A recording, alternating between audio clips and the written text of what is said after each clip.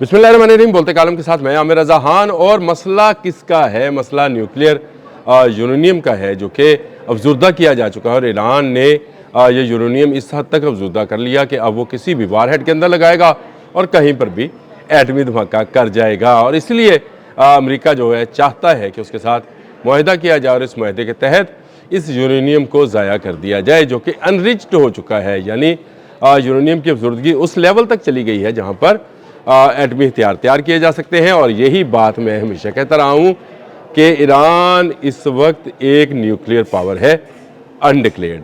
अब इसमें यूरेनियम को अफजुर्दा करने के बाद कितना टाइम लगता है, कितने राड्स लगते हैं, ये सब काम हो चुका। न्यूक्लियर के जो लवाज़मात है न्यूक्लियर वारहेड के, वो मुकम्मल किए जा चुके हैं। अब जब के मुज़ाकरात जो है मस्कत अमान में हो रहे हैं, इसके साथ साथ रशिया की तरफ से एक ऑफ़र आई है कि ईरान ने जो यूरेनियम अफजुर्दा कर रखा है वो उसे अपने पास रखने को तैयार है, यानी अमानतन अपने पास रखने को तैयार है।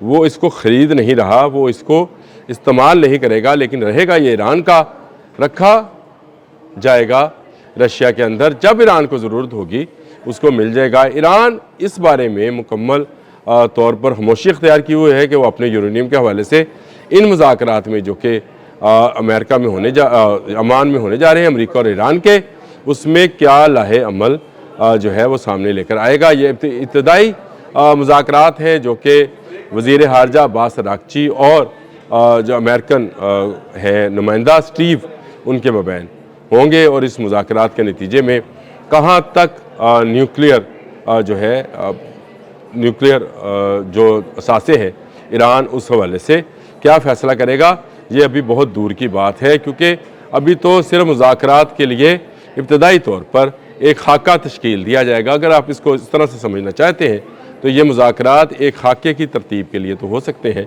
लेकिन मुकम्मल तौर पर न्यूक्लियर प्रोग्राम से पीछे हटने के लिए या उसको रोल बैक करने के लिए नहीं होंगे। ईरान की ज़रूरत है कि वो जो है इस तरह की एटमी जो तनसीबात है उनकी हिफाजत करे।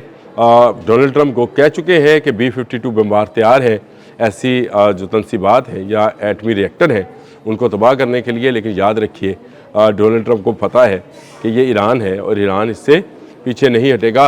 रूस ने इसीलिए, क्योंकि ये जितनी न्यूक्लियर टेक्नोलॉजी है, कहा यह जाता है कि ये रशियन टेक्नोलॉजी है और रशियन ही यहाँ पर जो न्यूक्लियर का प्रोग्राम है उसको चला रहे हैं। अभी मैंने आपको पिछले दिनों $25 अरब के हवाले से भी एक ख़बर दी थी कि ईरान और रूस के मबैन इसी तरह की जो एटमी तजर्बात हैं या एटमी रिएक्टर्स हैं उनके लिए जो है एक मुआहदा हुआ है। और इस मुआहदे के तहत रूस ईरान में मज़ीद 5 एटमी रिएक्टर, पावर रिएक्टर्स हैं, वो लगाएगा, जिसमें यूरेनियम अफजुर्दा कर उससे बिजली बनाई जाएगी। लेकिन ईरान इससे आगे की टेक्नोलॉजी हासिल कर चुका, वो टेक्नोलॉजी हासिल कर चुका जिसमें यूरेनियम को 98% से ज़्यादा अफजुर्दा कर लिया जाता है। और इस अफजुर्दगी के नतीजे में वो एटमी वॉरहेड बना सकता है। देखिए, अगर ईरान इस मामले में सरेंडर कर गया तो फिर ईरान की सलामती का कौन गारंटी देगा? यानी कौन मुल्क होगा, कौन सा मुल्क होगा जो इसकी गारंटी देगा? बेहतर तो यही नज़र आता है कि ईरान जो है वो रूस के साथ जो है एक मुआहदा करे जिसमें इस अनरिच्ड यूरेनियम को जो कर लिया गया है, यानी अफजुर्दा कर लिया गया है, मैं अनरिच्ड अंग्रेज़ी में भी बता दूं आपको, कर लिया गया है उस हद तक कि उससे एटमी वारहेड बनाया जा सके। उसको रशिया में बतौर मानत रख दे। जिवें असी गोश्त नहीं मानत रखा दे, तुहाडे घर फ्रिज हैगी, ज़रा गोश्त रख लेना, जो चाहिए होएगा मेहमान आएंगे तो पका लाँगे।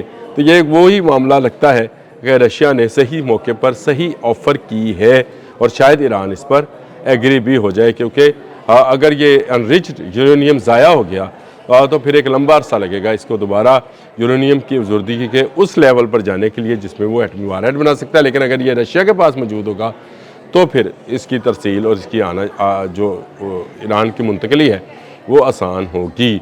गो अमेरिका इस पर मानता है, नहीं मानता है, लेकिन अभी तो ईरान भी अगर मानता है या नहीं मानता वो बात भी सामने है। लेकिन रशिया ने एक अच्छे मौके से फ़ायदा उठाया। व्लादिमीर पुतिन ने सही मशवरा दिया है अली ख़ामनेई को कि आप अपना अनरिच्ड जो न्यूक्लियर है सारा मवाद وہ آپ ہمارے پاس رکھوا سکتے ہیں۔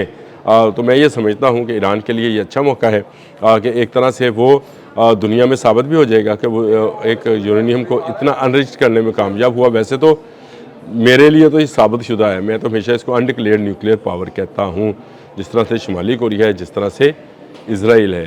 اسرائیل، شمالی کوریا اور ایران یہ انڈکلیئرڈ نیوکلیئر پاور ہے، اور نیوکلیئر پاور ہونے کا مطلب وہی ہے کہ یورینیم کو اس حد تک نیوکلیئر ری ایکٹر کے اندر افزودہ کر لیا جائے جس میں وہ اس سے ایٹمی مواد یا ایٹمی ہتھیار جو ہے وہ بنائے جا سکتے ہیں۔ آج ہونے والے مذاکرات میں کیا نتیجہ نکلتا ہے اس سے بھی آپ کو آگاہ کریں گے کہ اس کے پھر کانسیکوینسز یا اس کے آگے چل کر کیا صورتحال نظر آتی ہے۔ آج بہت ساری چیزیں جو ہیں وہ ایک بالکل ایک فریم کی طرح سے آ جائیں گی، یعنی فریم ورک جو ہے وہ مکمل کر لیا جائے گا کہ اس کے اندر جو ہے مذاکرات ہوں گے۔ کیا ایران اپنے ایٹمی پروگرام کے ساتھ اپنا میزائل پروگرام جو کہ بیلسٹک میزائل پروگرام ہے وہ بھی ختم کرے گا یا نہیں کرے گا، اس حوالے سے بھی جو ہے آج کے مذاکرات بہت اہم ہے۔ ایران اپنا دفاع اگر ختم کرتا ہے اور کوئی ایسا معاہدہ کرتا ہے جس میں اس کو اپنا تیار کردہ انرچ یورینیم جو ہے وہ ضائع کرنا پڑتا ہے، تو یہ ایران کی شکست ہوگی، اور شکست اس لیے ہوگی کہ اس کے بعد بھیڑیوں کی طرح جو ہے یہ طاقتیں جس میں اسرائیل اور امریکہ اور اس کے خوارج شامل ہے ایران پر ٹوٹ پڑیں گے۔ ان کو ثبوت کیا چاہیے ہوتا ہے کہ اس کے پاس ویسا ویپن نہیں ہے جیسا ان کے پاس ہے، یعنی یہ نہتہ کر کے مارتے ہیں۔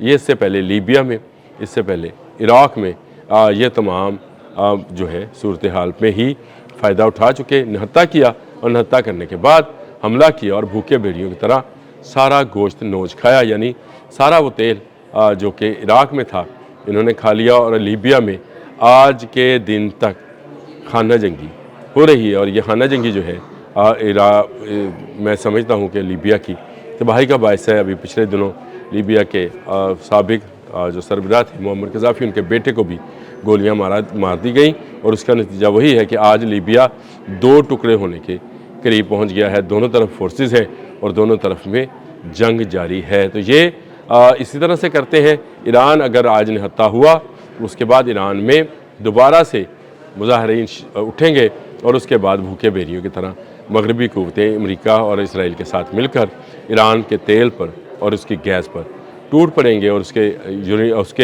انرچ یورینیم پر۔